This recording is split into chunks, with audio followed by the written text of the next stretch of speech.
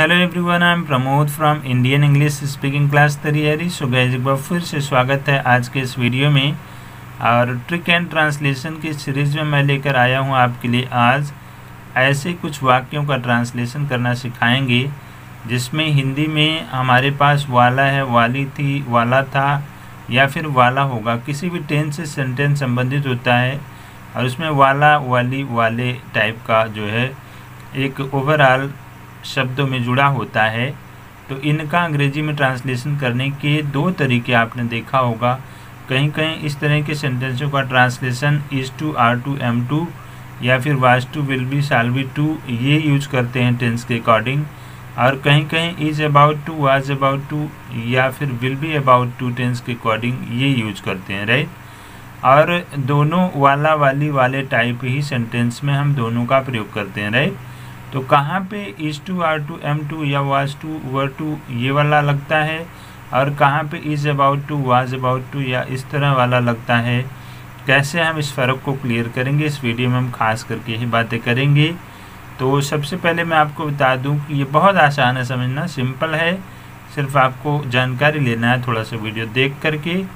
और याद रखिएगा कि इसके द्वारा मैं आपको यह जानकारी देने का प्रयास कर रहा हूं कि प्रत्येक तरह के सेंटेंस को आप कैसे ट्रांसलेट कर पाएंगे, क्योंकि अंग्रेजी बोलने के लिए जब तक आपके पास में प्रॉपर ट्रांसलेशन तरीके नहीं होंगे आप अंग्रेजी को अच्छे ढंग से नहीं बातचीत कर पाएंगे, राइट।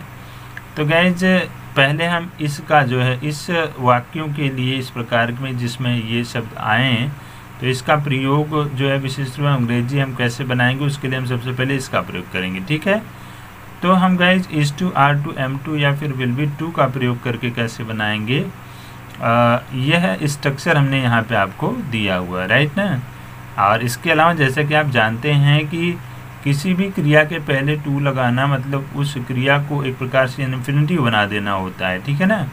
तो एक प्रकार से हम इसे इन्फिनिटिव यूज़ भी कह सकते हैं। इन्फिनिटिव रूल्स को यहाँ पे हम लगा करके इस तरह से हम सेंटेंस को बना रहे हैं, ठीक।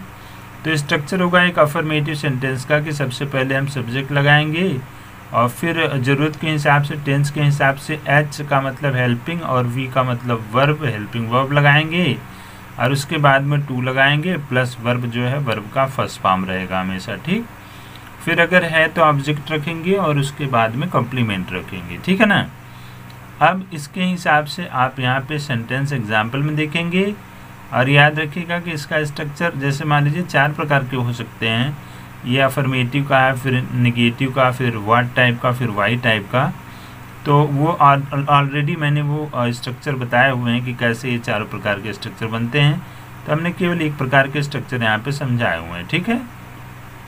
तो यहाँ पे आप देखेंगे एग्जाम्पल है कि वह बाजार जाने वाला है, तो इसका हमने बना लिया भाई he is to go to market, right.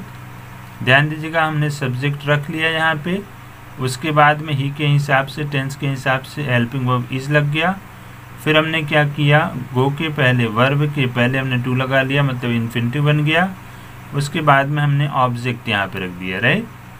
यह हो गया प्रेजेंट टेंस से, मान लीजिए, है ना। एक हमने पास्ट टेंस से भी उठाया हुआ है। यहाँ पे एक सेंटेंस है कि राजू आने वाला था, राइट। तो ये सेंटेंस है राजू आने वाला था। तो राजू आने वाला था का अंग्रेजी जो हम बाय द वे इस तरह से लिख दिए कि Raju was about to come, ये आपका रॉन्ग है, ठीक है। ऐसे नहीं लिखा जाएगा।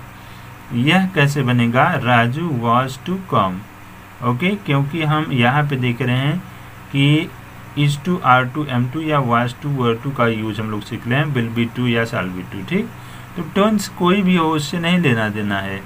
सिर्फ आपको जानना है कि सेंटेंस के अंत में वाला था, वाली है, वाले हैं या वाले होंगे टाइप में, तो वहाँ पे हमको जो है टेंस के हिसाब से हेल्पिंग वर्ब को चेंज करके राइट कर देना टू और उसके बाद में कोई भी जो क्रिया है उसका इन्फिनिटिव बनाने के लिए, राइट। जैसे एक आप फ्यूचर टेंस का उठा लेंगे कि वे स्कूल जाने वाले होंगे, तो इसका अंग्रेजी हमने बना लिया they will be to go to school, ठीक है।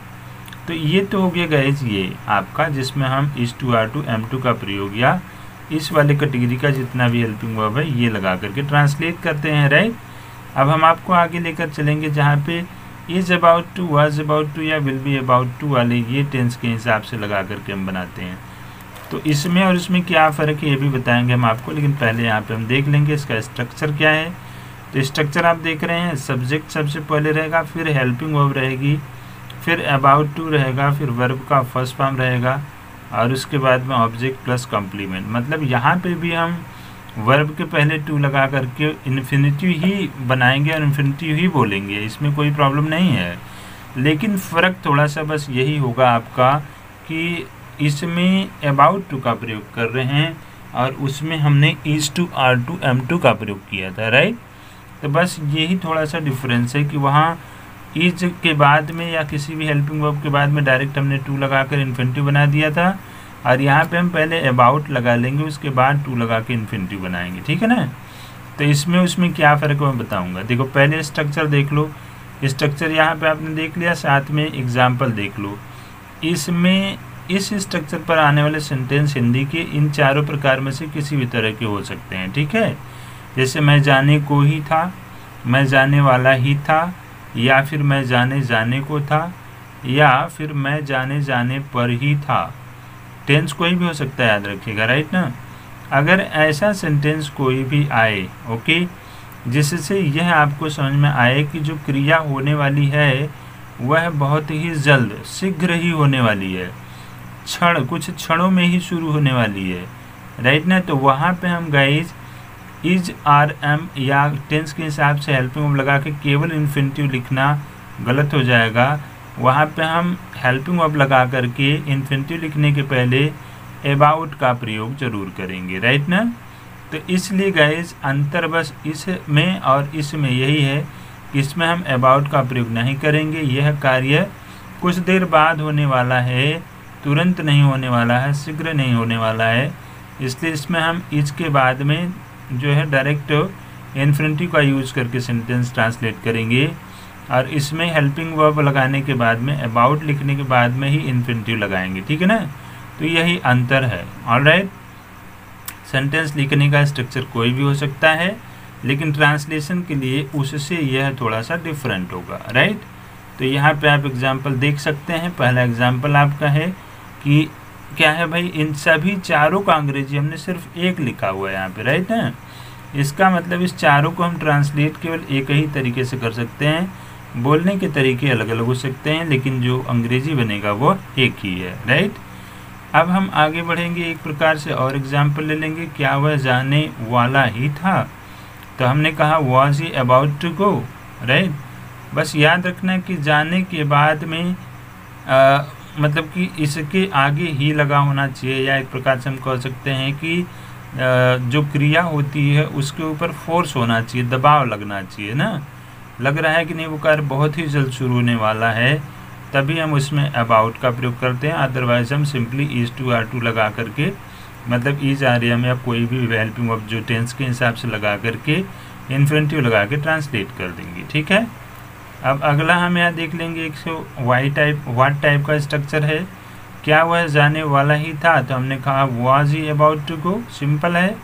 और एक और है, जैसे लड़का रोने वाला ही है, हमने अलग टेंस बना दिया, the boy is about to weep, right. तो गाइज ये टोटल के टोटल आज के डेट में हमने आपको ये सारा स्ट्रक्चर और सारी जानकारियाँ दी हैं। आई एम श्योर कि इस तरह के वाक्यों का आपको पूरा डाउट्स क्लियर हो गया होगा। अब आप बेफिक्र होकर के इस तरह के सेंटेंसों का ट्रांसलेशन करके आसानी से अपनी अंग्रेजी को आगे बढ़ा सकते हैं। और इसके अलावा गाइस याद रखें कि हम इस चैनल पर आपको हर तरह की अंग्रेजी बोलने की जो भी समस्याएं आपकी आती वो देते रहेंगे, और ऐसे तमाम ट्रिक्स आपको देते रहेंगे जिसके द्वारा आपकी नॉलेज जो है अच्छे ढंग की बनी रहे, राइट। तो याद रखिए एक बात और कि बेसिक से लेके एडवांस इंग्लिश ग्रामर की जानकारी अगर आपको लेना है ऑनलाइन, तो इस चैनल, इस वीडियो की डिस्क्रिप्शन बॉक्स में मेरे ग्रामर की चैनल का लिंक है, उस पर क्लिक करके आप ग्रामर की भी पढ़ाई करा करें, जिससे कि आपको ग्रामर की नॉलेज भी अच्छी मिलती रहेगी। और वीडियो में लग रहा है दम है, आपको कुछ बेनिफिट मिल रहा है हमारे वीडियो से, तो आप इस चैनल पे अभी तक कंटिन्यू नहीं है तो कंटिन्यू हो जाएं और सब्सक्राइब करें, बिल्कुल फ्री है सब्सक्रिप्शन, और कंटिन्यू करते हुए सारी चीज़ों को सीखें। तो आज की वीडियो में बस इतना ही गाइस, मिलते हैं नेक्स्ट वीडियो में कुछ नई चीज़ों के साथ में। तब तक के लिए thank you, have a nice day, bye bye.